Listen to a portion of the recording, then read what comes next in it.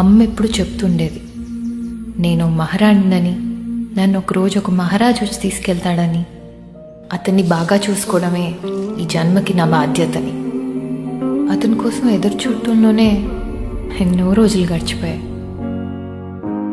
నాలో ఒక చిన్న విడియమే మొదలైందే ఇప్పుడిలా. ఆఖరికి వచ్చాడు.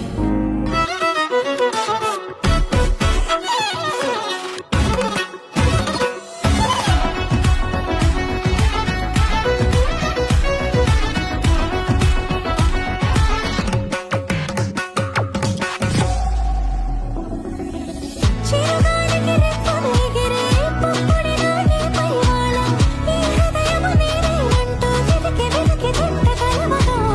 జత మనసొకటున్నది అంటూ ఎటగాగినదో అనుకుంటూ ఇన్నాళ్లకు నేను కనుగొన్న నమ్మకమే నిజముగా. ఖాళీ కన్ను తెరిచానే, కలగా నిన్ను కలిసా.